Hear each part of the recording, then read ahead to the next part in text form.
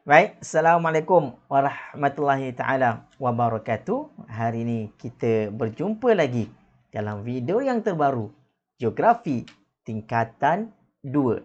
Baik, hari ini kita nak sambung pembelajaran tingkatan 2 bab 5. Yang mana hari itu kita hanya fokus kepada pengangkutan darat, pengangkutan udara, pengangkutan air dan juga pengangkutan awam. Okey, boleh tengok video sebelum ni. Okey, boleh tengok balik pada video sebelum ni apa yang kita telah belajar. Dan hari ini insya-Allah kita akan sambung pula kepada faktor-faktor yang mempengaruhi perkembangan pengangkutan di Malaysia. Apakah faktor yang menyebabkan di setengah kawasan dipunya jaringan pengangkutan mungkin banyak, mungkin padat. Di setengah kawasan pula mungkin so-so sahaja, sedang-sedang, dan di setengah kawasan pula mungkin cukup yang asas sahaja. Kat sini kita nak lihat apakah faktor yang menggalakkan perkembangan pengangkutan di Malaysia. Baik, insya-Allah. Okey. Okey, baik pelajar, inilah dia faktor yang menggalakkan perkembangan pengangkutan di Malaysia. Okey, boleh rujuk tengok slide kat sebelah tu. Faktor yang menggalakkan perkembangan pengangkutan di Malaysia. Ada berapa faktor kat sini? Setakat ni dinyatakan ada 4 faktor sahaja. Adakah faktor lain? Okey, kita tengok satu persatu insya-Allah. Baik, yang pertama, faktor yang dikatakan paling utama ataupun paling banyaklah yang mempengaruhi jaringan pengangkutan di negara kita khususnya, iaitu faktor BMB ataupun faktor bentuk muka bumi. Okey, bentuk muka bumi macam mana? Okey, kita rujuk pada slide, dinyatakan bahawa keadaan tanah rata sesuai untuk pembinaan jaringan pengangkutan. Kerana ianya menjimatkan kos pembinaan. Okey, of course lah, bentuk muka bumi itu adalah menjadi faktor yang utama sekali di dalam pembinaan jaringan pengangkutan. Kerana kita nak lihat bahawa jaringan pengangkutan yang dibina mestilah di kawasan yang menjadi tumpuan penduduk. Di kawasan yang tidak akan mendatangkan kesan ataupun mudarat yang banyak, sama ada kepada fizikal alam sekitar ataupun kepada manusia itu sendiri. Dan yang paling utama, sudah semestinya kita nak melihat kepada kos. Sekiranya kos itu terlalu tinggi, sekiranya maintenance lepas tu terlalu tinggi, jadinya kawasan itu tidak praktikal lah untuk dibina jaringan pengangkutan sama ada air, darat ataupun udara. Sebagai contoh, kita lihat kenapa di Malaysia di kawasan pantai barat, terutamanya di negeri Selangor, Perak, Negeri Sembilan, Melaka, Johor, jika kita lihat di kawasan tersebut, jaringan pengangkutan dia adalah lebih baik. Bukan nak katakan kat Pantai Timur ni jaringan pengangkutan tak baik, tak. Tetapi di Pantai Barat, jaringan pengangkutan dia adalah lebih baik, lebih banyak dan juga lebih selesa berbanding di Pantai Timur. Kata kunci dia lebih baik. Sebab itu tengok juga banyak lebuh raya ataupun jalan-jalan persekutuan, jalan-jalan bandaran di kawasan Pantai Barat ni lebih baik. Sebab apa? Kita tengok faktor pertama, bentuk muka bumi di kawasan Pantai Barat ini, dia adalah berbentuk muka bumi tanah ratanya lebih besar, lebih panjang dan juga lebih baik berbanding kawasan Pantai Timur. So, Pantai Timur ni dia banyak kawasan berbukit bukau, berpaya. So, nak bina jalan raya di kawasan Pantai Timur ni kos dia tinggi. Kawasan bukit-bukit terpaksa ditambak dulu. Kawasan yang tinggi terpaksa diratakan dulu. Berbanding di kawasan Pantai Barat yang dah memang rata. Sikit saja nak kena tambak, nak kena, orang kata kalau kereta tu alignment, adjustment dia sikit sahaja. Jadi sebab itu dia katakan di Pantai Barat jaringan pengangkutan dia sama ada udara, air ataupun darat lebih baik dan juga lebih banyak.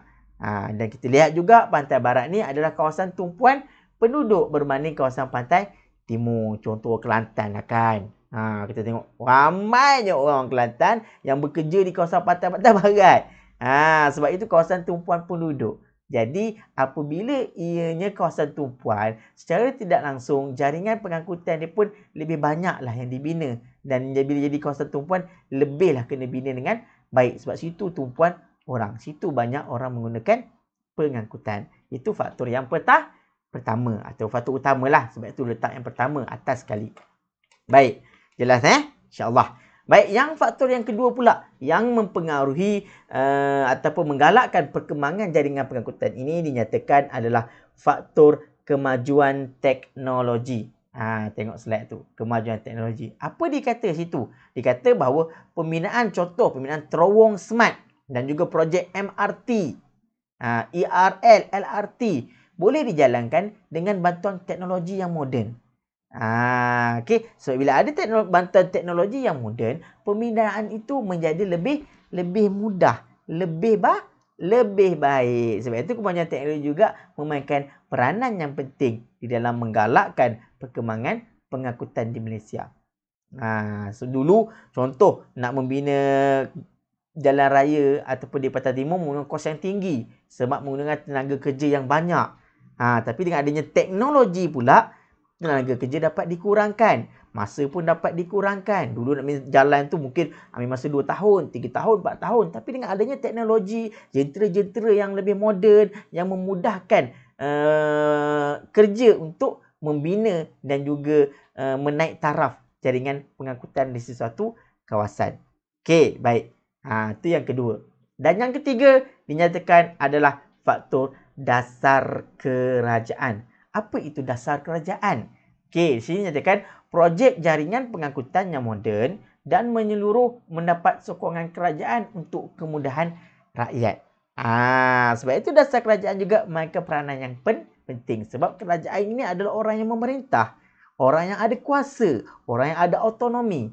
Jadi kalau contoh dia buat dasar nak memajukan kawasan pantai barat, so dia yang akan mengeluarkan duit, dia akan mengeluarkan modal, dia akan meluluskan juga projek-projek pembinaan jaringan pengangkutan ni.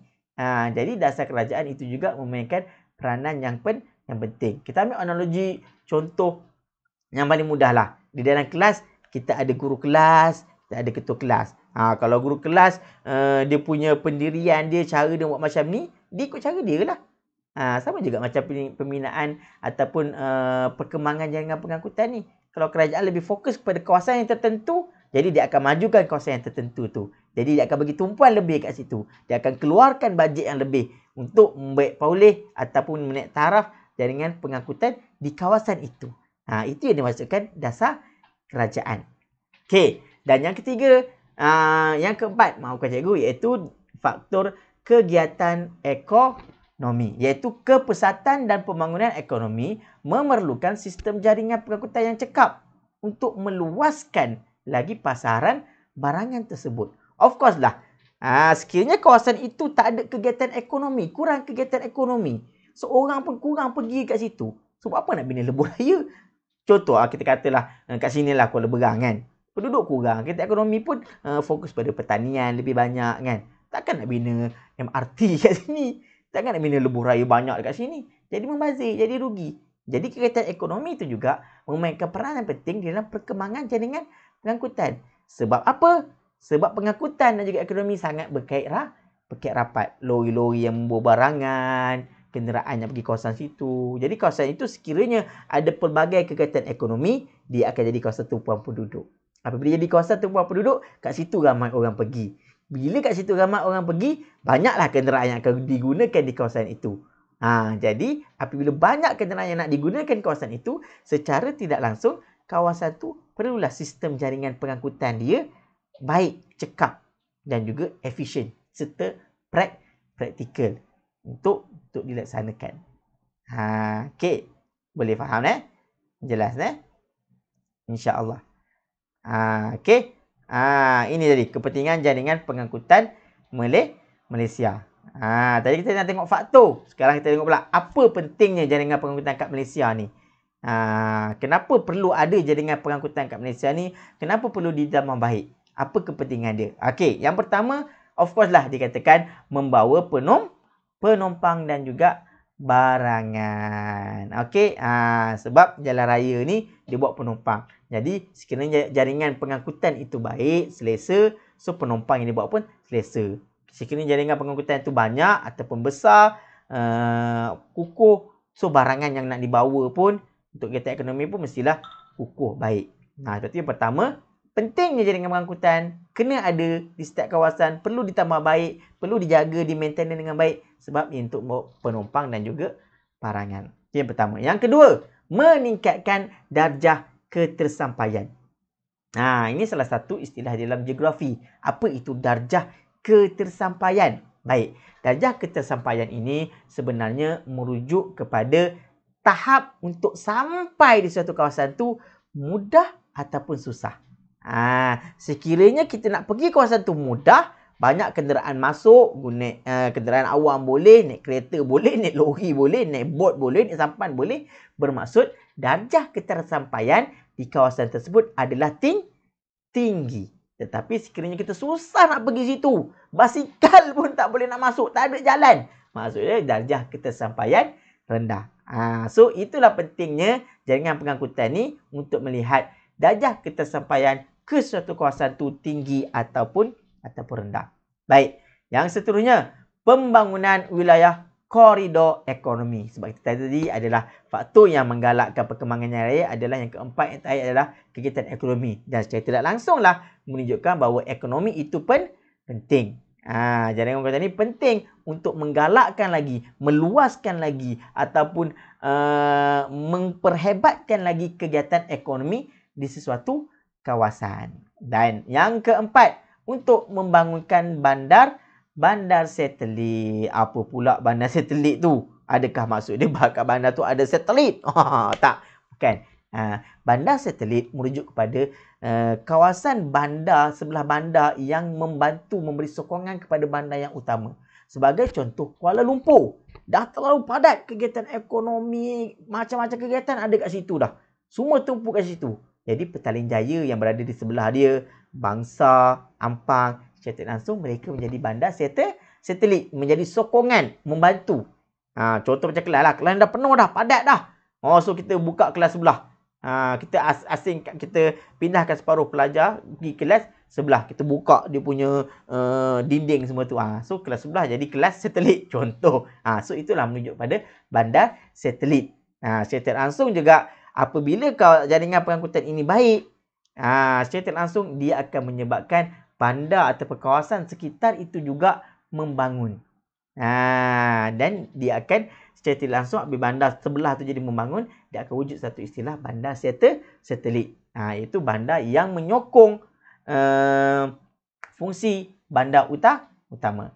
Dan yang ke 1, 2, 3, 4, yang kelima, dinyatakan meningkatkan sektor perniagaan. Of course lah, apabila jaringan pengangkutan itu baik, selesa, ramai orang pergi kat situ, secara tidak langsung ramailah juga, semakin banyaklah perniagaan yang akan dibuka di kawasan tu. Sebab orang nak berniaga, mestilah berniaga di kawasan yang orang lalu. Adakah awak pergi buka kedai kat dalam hutan? Tak, siapa nak masuk? Siapa nak beli? Monyet, rimau. Tak ada. Jadi apabila jalan raya itu baik, ramai orang pergi, ramai orang lalu, secara tidak langsung dia akan meningkatkan sektor perniagaan dan juga perdagangan di kawasan tersebut. Dan yang terakhir, membangunkan kawasan sekitar. Secara tidak langsung, apabila contohlah ada sebuah kampung. Sebuah kampung, dia ada jalan raya kat situ dah. Tapi di kampung tu dah ataupun bandar tu dah pesat. Jalan raya dah penuh dah. Lepas tu dia buat jalan lain pula. Secara tidak langsung, kawasan yang berhampiran dengan itu, dia akan jadi membangun lah.